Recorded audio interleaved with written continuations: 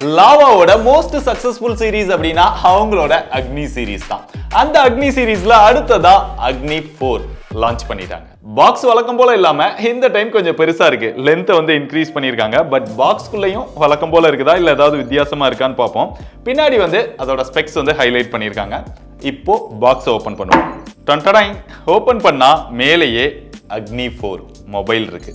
Wow, அதோட design நம்மளை ரொம்பவே இம்ப்ரெஸ் பண்ணுது. பட் அதை பற்றி அப்புறம் டீட்டெயில்டாக பார்ப்போம். அடுத்து உள்ளே பார்த்தோம் அப்படின்னா ஃப்ரீ சர்வீஸ் ஹோம். அதாவது லாவாவோட ஒரு பெரிய ப்ளஸ் என்ன அப்படின்னா ஏதாவது சர்வீஸ் பண்ணோம் அப்படின்னா வீட்டுக்கே வந்து ஃப்ரீயாக பண்ணி தருவாங்க. வீட்டுக்கு வரதுக்கு மட்டும்தான் சார்ஜ் கிடையாது, சர்வீஸ்க்கு என்ன சார்ஜஸ் உண்டோ அதெல்லாமே கலெக்ட் பண்ணிடுவாங்க. அடுத்து அக்னி 4 அப்படின்னு ஒரு பாக்ஸ் இருக்கு பிளாக் கலர்ல. இதுல ஒரு சிம் எஜெக்டர் பின் கொடுத்துருக்காங்க. இதை ஓப்பன் பண்ணா ஸோ எப்பயும் வழக்கமா வர்ற ஒரு டிபியூ கேஸ் தான் கொடுத்துருக்காங்க. அடுத்து 66 வாட்க்கான சார்ஜிங் அடாப்டர். வாட் அதிகம் தான், பட் சார்ஜர் சின்னதாக தான் இருக்கு. கடைசியா ரெண்டு எண்ட்லயுமே டைப் சி இருக்கிற மாதிரி ஒரு சார்ஜிங் கேபிள். ஃபர்ஸ்ட் வழக்கமா நம்ம பார்க்குற மாதிரி கேஸ் எந்த அளவுக்கு ஃபிட் ஆகுதுன்னு பார்த்துருவோம். ஏன்னா ஒரு மொபைலுக்கு கேஸ் தான் ரொம்ப முக்கியம். ஃபிட்டிங்லாம் நல்லா தான் இருக்கு. பட் கேஸ் போட்டு பார்க்கும்போது மொபைல் கொஞ்சம் பல்கா தெரியுது. கையில ஹோல்டு பண்ணும்போதும் கொஞ்சம் பெருசா இருக்கிற மாதிரி ஒரு ஃபீல் இருக்கு. டிசைனை பொறுத்தவரையிலும் இந்த கலர் வந்து ரொம்பவே அட்ராக்ட் பண்ணுது. பார்க்கிறதுக்கு நல்ல ஒரு பிரீமியமாவே இருக்குது. ஆனா நம்ம இதுல கை வச்சோம் அப்படின்னா அந்த ஃபிங்கர் பிரிண்ட்லாம் ரொம்பவே கேப்சர் ஆகுது. அதுக்கப்புறம் அதை துடைக்கிறதுக்கு ரொம்பவே கஷ்டமா இருக்குது. வீடியோ எடுக்கிறதுக்காக நாங்க கூட பல டைம் தொடச்சி அதை கிளீன் பண்றதுக்கு கஷ்டப்பட்டோம். ஸோ அது அந்த ஃபிங்கர் பிரிண்ட்லாம் கேப்சர் ஆகாம இதே மாதிரி ஒரு டிசைன் கொடுத்திருந்தாங்க அப்படின்னா உண்மையாவே பிரீமியமா இருந்திருக்கும். பட் ஃபிங்கர் பிரிண்ட் கேப்சர் ஆகிறதுனால இந்த மாதிரி டிசைன் தேவையா அப்படின்னு தான் எனக்கு தோணுச்சு. மற்றபடி கீழே பார்த்தோம் அப்படின்னா அந்த லாவா பிராண்டிங் சின்னதாக கொடுத்துருக்காங்க. மேலே பார்த்தோம் அப்படின்னா அந்த கேமரா பிளேஸ்மெண்ட் எதுல இருந்து காப்பி அடிச்சாங்க அப்படின்னு கண்டுபிடிச்சிங்கன்னா கமெண்ட் பண்ணுங்க. அதுக்குள்ள அந்த கேமராஸ் வந்து பிளேஸ் பண்ணியிருக்காங்க. சென்டர்ல அக்னி அப்படிங்கிற பிராண்டிங் இருக்கு. மேல பார்த்தோம் அப்படின்னா எல்இடி ஃபிளாஷ் கொடுத்துருக்காங்க. சைட்ல இங்க ஃப்ரேம். இந்த செக்மெண்ட்ல ஒரு ஹைலைட்டான விஷயம் என்னன்னா அலுமினியம் மெட்டல் ஃப்ரேம் கொடுத்துருக்காங்க.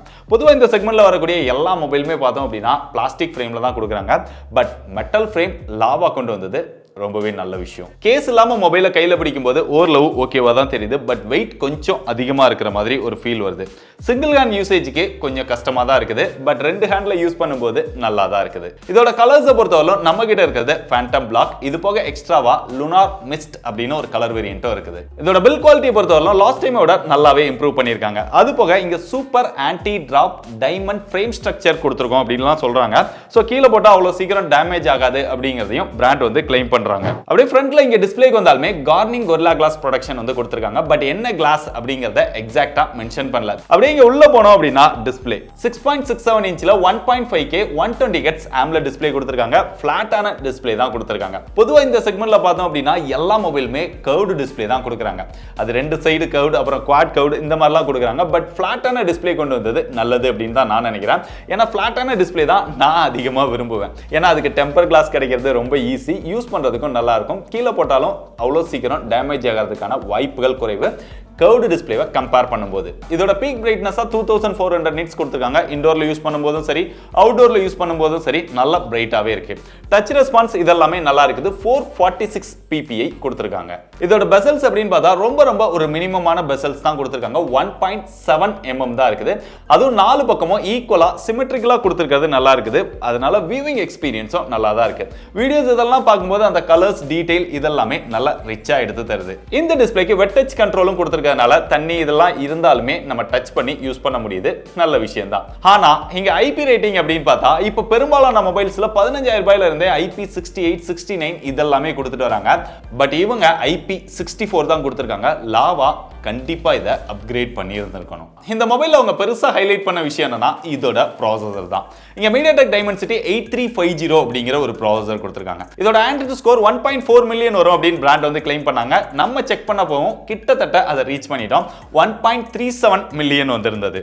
மற்றபடி இதோட த்ரோட்டில் டெஸ்ட் இதெல்லாமே நம்ம டெஸ்ட் பண்ணி பார்த்தோம். இனிஷியலா அதோட பெர்ஃபார்மன்ஸ் எல்லாமே நல்லா இருக்கிற மாதிரி இருந்தாலுமே போக போக அந்த த்ரோட்டில் இஷ்யூ ரொம்பவே அடிவாங்க தான் செய்யுது. இங்க மேக்ஸிமமா அதோட பெர்ஃபார்மன்ஸ் 72% வரைக்கும் தான் யூஸ் பண்ணுது. அது போக இந்த மொபைல்ல கேம் பிளே பண்ணும்போதுமே கேமிங் இதெல்லாமே நல்லா ஸ்மூத்தா இருக்குது. பட் நம்ம கண்டினியூஸா ரொம்ப ஹெவியா கேம் பிளே பண்ணும்போது அந்த ஹீட்டிங் இஷ்யூ கொஞ்சம் அதிகமாவே இருக்குது. ஹீட் எல்லாம் ரெடியூஸ் பண்றதுக்காக இங்க 4300 mm ஸ்கொயர்ல வேப்பர் சேம்பர் கூலிங் சிஸ்டம் இதெல்லாம் கொடுத்திருக்காங்க. பட் இருந்தாலுமே ஹீட்டை இன்னுமே பெட்டரா ஆப்டிமைஸ் பண்ணி ரெடியூஸ் பண்ணணும். அப்படி பண்ணாங்க அப்படின்னா இந்த மொபைலோட பெர்ஃபார்மன்ஸ் இன்னுமே பெஸ்டா இருக்கும். மற்றபடி இங்க LPDDR5X டைப் RAM யூஸ் பண்ணிருக்காங்க. UFS 4.0 சப்போர்ட் கொடுத்திருக்காங்க. இதெல்லாமே பெஸ்டா தான் கொடுத்திருக்காங்க. மேக்ஸிமமா 8GB RAM 256GB இன்டர்னல் ஸ்டோரேஜோட இந்த மொபைல் வேரியன்ட் வருது. லாவாவோட இன்னொரு பிளஸ் என்னன்னா இந்தியால இப்போதைக்கு எந்த மொபைலுமே ஸ்டாக் ஆன் ரைட்ல மொபைல் போன் லான்ச் பண்றதே கிடையாது. கொஞ்ச நாளைக்கு முன்னாடி மோட்டோ லான்ச் பண்ணிட்டு இருந்தாங்க. பட் ரீசென்ட் டைம்ல பாத்தீங்க அப்படின்னா அவங்களுமே ப்ளூடூத் ஆட்ஸ் இதெல்லாமே கொண்டு வர ஆரம்பிச்சிட்டாங்க. நத்திங்குமே பட்ஜெட்ல நாங்க எல்லாமே ஆட்ஸ் ப்ளூடூத் இதெல்லாம் கொடுக்க போறோம் அப்படின்னு சொல்லிட்டாங்க. சோ அப்படி பார்க்கும்போது ஒரு கிளீனான ஸ்டாக் ஆன் ரைட் இன்னுமே கொடுக்கிறது லாவா மட்டும் தான். ஆனா இங்க out of the box Android 15 தான் கொடுத்திருக்காங்க. ஆண்ட்ராய்ட் 16 ஆல்ரெடி லான்ச் ஆக ஆரம்பிச்சிருச்சு. சோ அப்படி பார்க்கும்போது இவங்களோட பிரீமியம் செக்மெண்ட் மொபைல் ஆண்ட்ராய்ட் 16லே லான்ச் பண்ணியிருந்தாங்கன்னா நல்லா இருந்திருக்கும். டிஃபால்ட்டான கூகுள் ஆப்ஸ் மட்டும் தான் இருக்கு. எக்ஸ்ட்ரா ப்ளூடூத் இந்த மாதிரி எதுவுமே இல்ல. பட் இதுக்கு முன்னாடி லான்ச் பண்ண மொபைல் எல்லாமே லாவா கிட்ட வந்து AI ஃபீச்சர்ஸ் எதுவுமே இல்ல. சோ இந்தியன் பிராண்ட் அதையுமே கொண்டு வரணும் அப்படின்னு நிறைய பேர் சொல்லிட்டு இருந்தாங்க.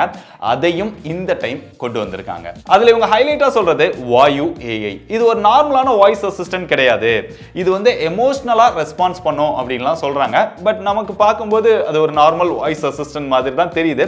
இருந்தாலுமே அதை ரொம்ப நாள் யூஸ் பண்ணதுக்கு அப்புறம் அதோட எக்ஸ்பீரியன்ஸ் எப்படி இருக்கு அப்படிங்கறத சொல்றேன். பட் இப்போதைக்கு யூஸ் பண்றதுக்கு நல்லா தான் இருக்கு. இதை தாண்டி நிறைய AI ஃபீச்சர்ஸ் வந்து கொடுத்திருக்காங்க. AI maths teacher, English teacher, horoscope, text assistant, call சம்மரிலே பாத்தீங்க அப்படின்னா நம்ம என்ன பேசணும் அப்படிங்கறத கால் ரெக்கார்ட் பண்ணதுக்கு அப்புறம் அந்த சம்மரி அப்படின்னு கொடுத்தா என்ன பேசணும் அப்படிங்கிறது சம்மரியில வந்துருது. அது தமிழ்லையும் வருது, சில நேரம் தங்க இங்கிலீஷ்லையும் வருது. ஸோ உங்களுக்கு எந்த மாதிரி தேவையோ அந்த மாதிரி யூஸ் பண்ணிக்க முடியுது. அது போக photo editor, image generator, document and image analyser இந்த மாதிரி நிறைய AI ஃபீச்சர்ஸ் இந்த டைம் கொண்டு வந்திருக்காங்க. இதெல்லாமே ஓரளவு ஒர்க் ஆக தான் செய்யுது. இதை தாண்டி எல்லா மொபைலுமே வரக்கூடிய சர்க்கிள் டு சர்ச், அப்புறம் வாய்ஸ் அண்ட் விஷுவல் இன்டெலிஜென்ஸ் இந்த மாதிரியான AI ஃபீச்சர்ஸ்லாம் கொடுத்திருக்காங்க. இதை தாண்டி சாஃப்ட்வேர் அப்டேட்மே 3 OS அப்டேட், 4 வருஷத்துக்கான செக்யூரிட்டி பேட்ச் அப்டேட் கொடுப்போம் அப்படிங்கறத லாவா வந்து கன்ஃபார்ம் பண்ணியிருக்காங்க. மோட்டோலாம் பாத்தீங்க அப்படின்னா இந்த செக்மெண்ட்ல நிறைய மொபைலுக்கு ஒரே ஒரு OS அப்டேட் தான் கொடுக்குறாங்க.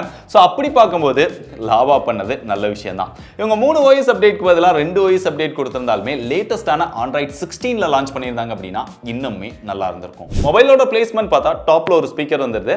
டாப்ல செகண்டரி நாய்ஸ் கேன்சலேஷன் மைக் 2 கொடுத்திருக்காங்க. IR பிளாஸ்டரும் கொடுத்திருக்காங்க. நல்ல விஷயம். நீங்க ரிமோட் ஆப் இந்த மாதிரி யூஸ் பண்ணோம் அப்படின்னா யூஸ் பண்ணிக்கலாம். லெஃப்ட் சைடு எதுவுமே இல்லை. பாட்டம்ல வந்தோம் அப்படின்னா இங்க சிம் ஸ்லாட் கொடுத்திருக்காங்க. அது ஓபன் பண்ணா 2 சிம் மட்டும் தான் போட முடியும். SD கார்டுக்கான ஸ்லாட் கிடையாது. பக்கத்துலயே மைக் வந்துருது, டைப் C சார்ஜிங் போர்ட் வந்துருது, கீழ ஒரு ஸ்பீக்கர் வந்துருது. So dual stereo speaker, sound experience நல்லா தான் இருக்கு. ரைட் சைடுல வந்தோம் அப்படின்னா வால்யூம் அப் டவுன் பட்டன் வந்துருது, கீழேயே பவர் பட்டன் வந்துருது. அதுக்கு கீழ ஒரு புது பட்டன் கொடுத்திருக்காங்க. அதாங்க ஆக்ஷன் கீ. சோ இந்த கீ பார்த்தோம் அப்படின்னா நிறைய விஷயங்களுக்கு நம்ம கஸ்டமைஸ் பண்ணிக்க முடியும். இதையுமே லாவா வந்து பெருசா ஹைலைட் பண்றாங்க. இந்த செட்டிங்ஸ்ல போய் 100+ ஷார்ட்கட் வந்து கொடுத்திருக்காங்க. சோ உங்களுக்கு எப்படி தேவையோ அந்த மாதிரி நீங்க கஸ்டமைஸ் பண்ணிக்கலாம். சிங்கிள் பிரஸ்ல என்ன வேணும், டபுள் பிரஸ்ல என்ன வேணும், லாங் டச் பண்ணா என்ன வேணும் அப்படிங்கிற மாதிரி இந்த பட்டனை கஸ்டமைஸ் பண்ணிக்க முடியுது. பட் இந்த பட்டன் பார்த்தோம் அப்படின்னா ரொம்ப கீழே இருக்கிறதுனால சிங்கிள் ஹேண்ட்ல என்னால யூஸ் பண்ணவே முடியல. சோ அப்படி பார்க்கும்போது இந்த ஆக்ஷன் பட்டனோட யூஸ் வந்து பெருசா இருக்காது அப்படின்னு நினைக்கிறேன். சோ இவங்க ரைட் சைட்லயோ இல்ல இந்த மாதிரி லெஃப்ட் சைட்லயோ கொடுத்திருந்தாங்க அப்படின்னா டாப்ல கொடுத்திருந்தா நல்லா இருந்திருக்கும். ஆனா கீழே இருக்கிறதுலயும் ஒரு விஷயத்துல ஒரு பிளஸ் இருக்கு. நம்ம அதிகமா கேமராஸ் யூஸ் பண்றோம், அதை யூஸ் பண்ணி வீடியோஸ் எடுக்கிறோம் அப்படின்னா கேமரால அந்த போட்டோஸ் எடுக்கிறதுக்கு, ரெக்கார்டிங் ஸ்டாப் பண்றதுக்கு அதுக்குமே இந்த பட்டன் வந்து யூஸ் ஆகுது. சோ கேமராவுக்கு பாட்டம்ல இருக்கிறதுனால அதிகமா யூஸ் பண்ணிக்க முடியுது. பட் மற்ற விஷயங்களுக்கு பெருசா யூஸ் பண்ண முடியல. அப்படியே டிஸ்பிளேக்குள்ள போனா finger print sensor under display finger print சென்சாரா கொடுத்திருக்காங்க. நல்லா ஃபாஸ்டா அக்யூரேட்டா இருக்கு. வழக்கமா கொடுக்குற மாதிரி ரொம்ப கீழே இறக்கி தான் கொடுத்திருக்காங்க. இது போக ஃபேஸ் அன்லாக்குமே இருக்குது. அடுத்து இந்த மொபைல்ல கேமராவை பெரிய ஹைலைட் பண்ணாலுமே கேமராவோட பெர்ஃபார்மன்ஸ் அப்படின்னு பார்த்தா அந்த அளவுக்கு பெஸ்டா இல்ல. இவங்க கேமராவை வச்சு மார்க்கெட்டிங் பண்ணி தான் அந்த இமேஜஸ் எல்லாமே கொடுக்குறாங்க. சோ இந்த இமேஜ் தான் பாக்ஸ்லயுமே நிறைய இதுல போட்டு அவங்க மார்க்கெட்டிங் பண்றாங்க. அதுக்கு சென்டர்ல தான் அக்னியோட பிராண்டிங்கும் போட்டிருக்காங்க. பட் ரியர் கேமராவோட பெர்ஃபார்மன்ஸ் அப்படின்னு பார்த்தா இங்க 50 மெகாபிக்சல் கொடுத்திருந்தாலுமே அவுட்டோர்ல நல்ல லைட்டிங் கண்டிஷன்ஸ்ல எடுக்கும் போதே ஓவர் சேச்சுரேட்டடா ஆயிடுது. நம்ம யாராவது ஆள் நின்னு போட்டோ எடுக்கிறோம் அப்படின்னா அந்த ஃபேஸ் வந்து சுத்தமா டீடைல் தெரியல, அப்படியே அலாலையா இல்ல அப்படின்னா அந்த டீடைல் வந்து நல்லாவே இல்ல. மத்தபடி நீங்க ஆளை நிக்க வைக்காம நார்மலான ஆப்ஜெக்ட் மத்த விஷயங்கள் எல்லாம் போட்டோஸ் எடுக்கிறோம் அப்படின்னா டீடைல் நல்லா இருக்குது, கலர்ஸ் நல்லா இருக்குது. பட் சேச்சுரேஷன் ரொம்பவே அதிகமா இருக்குது. அதே மாதிரி இங்க போர்ட்ரேட் ஷாட்லமே அந்த எட்ஜ் டிடெக்ஷன் இதெல்லாமே ரொம்ப புவரா இருக்குது. போட்டோஸ் எடுக்கும்போது நம்ம ஒரு ஆப்ஜெக்ட்டை ஃபோக்கஸ் பண்ணோம் அப்படின்னா அது வேற ஒரு இடத்துல ஃபோக்கஸ் ஆயிடுது. ஆட்டோ ஃபோக்கஸ்மே இருந்தாலுமே அந்த அளவுக்கு பெட்டரா இல்ல. இங்க அல்ட்ரா வைட் கேமராவுமே 8 மெகா பிக்சல் கொடுத்திருந்தாலுமே அதுவுமே கடமைக்கு கொடுத்த மாதிரி தான் இருக்கு. சோ இந்த செக்மெண்ட்க்கு ஏத்த மாதிரி ரியர் கேமராவோட பெர்ஃபார்மன்ஸ் இல்ல அப்படின்னு தான் சொல்லணும். பட் இங்க ஒரு ஆறுதலான விஷயம் என்னன்னா செல்ஃபி கேமராவோட பெர்ஃபார்மன்ஸ் நல்லா இருக்குது. நல்ல லைட்டிங் கண்டிஷன்ஸ்ல எடுக்கும்போது போட்டோஸ்ல அந்த கலர்ஸ் இதெல்லாமே நல்லா எடுத்து தருது. ஸ்கின் டோனும் நல்லா இருக்குது, ஃபோக்கஸும் நல்லா தான் இருக்குது. சோ டீடைல்லாம் நல்லா இருக்குது. அதனால போட்டோஸ் பார்க்கிறதுக்கு உங்களுக்கு ரொம்பவே பிடிக்கும். பட் இதுலயுமே போர்ட்ரைட் ஷாட்லாம் எடுக்கணும் அப்படின்னா அந்த எட்ஜ் டிடெக்ஷன் வந்து அந்த அளவுக்கு பெட்டரா இல்ல. லைட்டா அந்த ஹேர் இதெல்லாமே அந்த எட்ஜ் டிடெக்ஷன் வந்து அந்த இடத்துலலாம் புவரா தான் இருக்கு. இதெல்லாம் இவங்க ஆப்டிமைஸ் பண்ணி இன்னும் கேமராவோட பெர்ஃபார்மன்ஸ் இம்ப்ரூவ் பண்ணாங்க அப்படின்னா பேருக்கு ஏத்த மாதிரி அக்னியாவே இருக்கும் லாவா. வீடியோஸை பொறுத்தவரை ரியர் அண்ட் செல்ஃபி ரெண்டுலயுமே மேக்ஸிமமா 4K 60 fps நம்மளால வீடியோஸ் வந்து எடுத்துக்க முடியுது.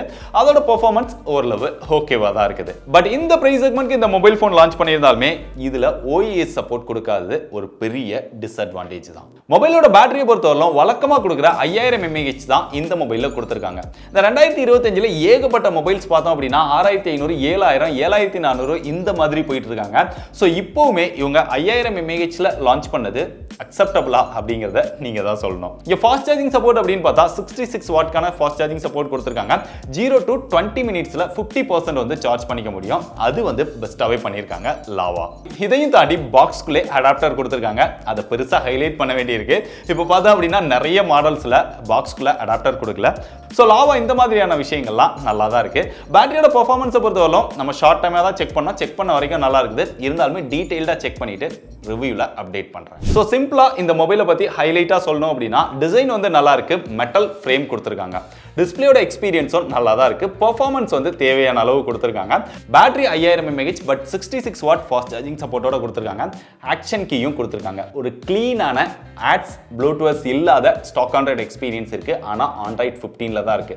ரியர் கேமராவோட பெர்ஃபார்மன்ஸ் புவரா இருந்தாலும் செல்ஃபி கேமராவோட பெர்ஃபார்மன்ஸ் நல்லா இருக்கு. சோ நான் சொன்ன இந்த விஷயங்கள்லாம் வச்சு இந்த மொபைல் உங்களுக்கு ஓகேன்னு தோணுச்சுன்னா தாராளமா செக் பண்ணி பாருங்க. இந்த வீடியோ நான் எம்பார்கோல ஷூட் பண்ணிட்டு இருக்கிறதுனால இதோட எக்ஸாக்டான பிரைஸ் வந்து எனக்கு தெரியாது. இல்ல ஒரே ஒரு வேரியன்ட் தான் லான்ச் பண்றாங்க 8+256. அதுவுமே பார்த்தோம் அப்படின்னா ஒரு 22,000 இருந்து 25,000 ரூபாய்க்குள்ள லான்ச் பண்ணுவாங்க அப்படின்னு நினைக்கிறேன். 22,000 ரூபாய்க்கு லான்ச் பண்ணாங்க அப்படின்னா சம ஒர்த்தான மொபைலா இருக்கும். 25,000 ரூபாய்க்கு லான்ச் பண்ணாங்க அப்படின்னா ஒரு டீசென்ட்டான மொபைலா இருக்கும். 25,000 ரூபாய்க்கு மேல லான்ச் பண்ணாங்க அப்படின்னா மார்க்கெட்ல நிக்குமாங்கிறத வெயிட் பண்ணி தான் பார்க்கணும்.